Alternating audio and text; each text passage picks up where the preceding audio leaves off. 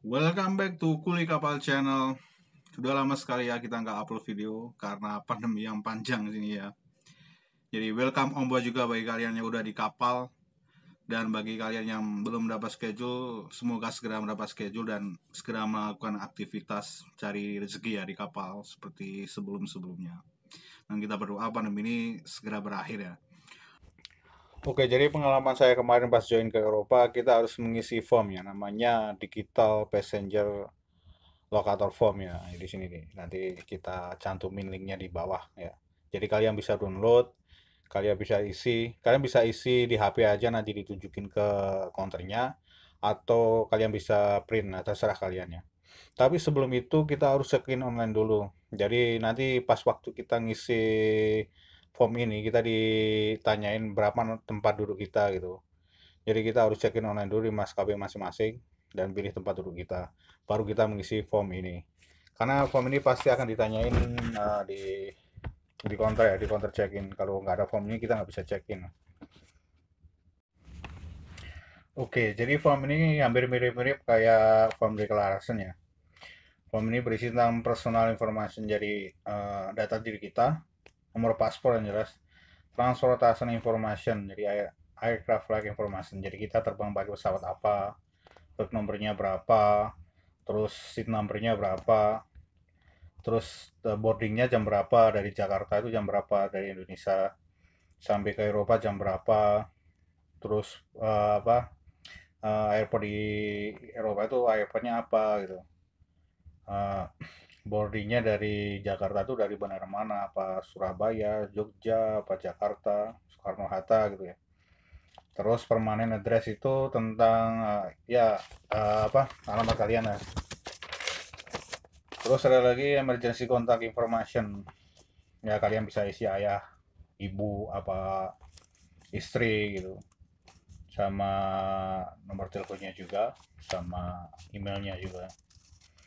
Dan habis itu kita disuruh mengisi kita transit di mana, misalkan kita pakai Turki, kita transit di Turki itu. Jadi diisi negara mana yang kita kunjungi gitu.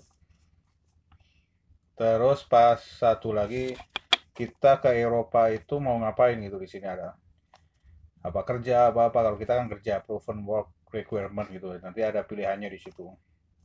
Nah setelah semua diisi, diklik dan dikirim, ya udah kita tinggal print aja atau kita download terus nanti kita tunjukin ke counternya ya, dengan HP-nya itu apa di print lah.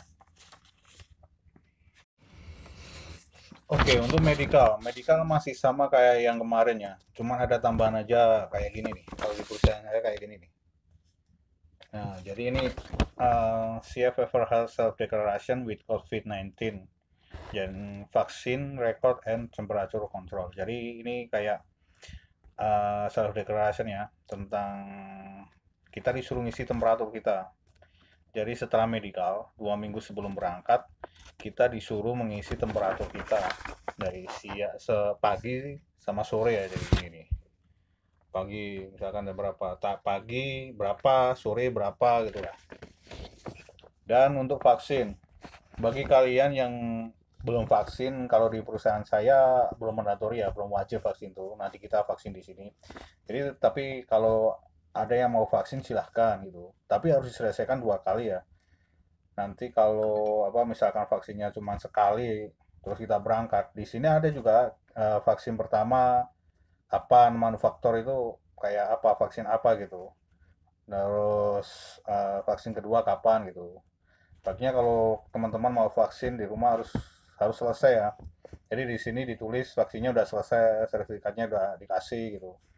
Nanti kalau vaksin sekali terus langsung berangkat, bingung juga kan kita.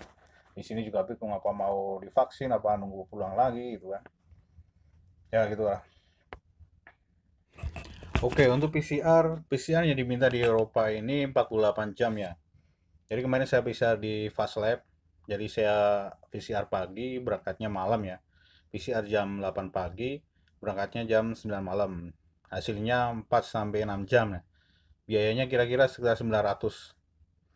Jadi buat teman-teman aja sebelum PCR jagalah kondisi kalian ya. Jadi jangan keluar-keluar dulu ya, takutnya infeksi ya kan, terinfeksi.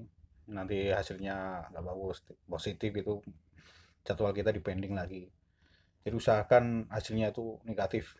Jaga kesehatan ya. Terus kumpulkanlah semua invoice-invoice kayak pembayaran PCR, visa, medical semuanya.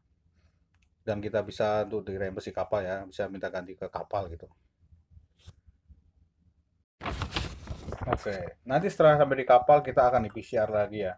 Dan ini form ini akan diminta sama medical ya. Setelah di PCR kita di karantina ya, tapi di balkoni cabin ya, bukan di inside cabin. Jadi kita bisa lihat keluar ya kan. Kalau yang ngerokok bisa ngerokok gitu. Dan selama kita karantina kita mengerjakan training ya. Jadi trainingnya itu virtual di sini. Banyak lagi trainingnya tuh. Jadi kita dikasih tablet di sini. Nah ini nih, dikasih tablet, kita disuruh training. Trainingnya itu ada yang virtual, ada juga yang enggak, ada yang juga menjauh enggak soal gitu kan. Ya kita di karantina selama 10 hari ya, ada yang 14 hari, ada yang 10 hari gitu. Selama karantina ya juga bosan juga ya, dibuat teman-temannya keluarkanlah senjata kalian ya, kayak ikan teri apa-apa gitu, mie lah. Kalau saya sih kita mie gelas gitu ya, karena praktis ya kan. Kita minta air panas terus dimasukin, nah praktis lah. Karena kita di sini makannya itu dianterin juga pagi, siang, sama sore ya. Kita bisa request makanan tapi kan requestnya udah di ini ya, udah ada di situ lah. Pasti kita lama di rumah jadi kita mungkin nggak selera ya. Ya itulah, keluarkanlah jurus-jurus kalian ya, kayak ikan teri, ikan asin apa, keluarkanlah biar kita lahap makanya gitu di sini. Oke lah, terima kasih sudah menyimak video ini. Semoga bermanfaat bagi kalian. Dan kalau ada yang join ke Amerika apa, bisa cerita di komentar di sini ya. Bisa komentar di sini bagaimana prosedurnya. Berbagi lah, berbagi, kita saling berbagi informasi ya.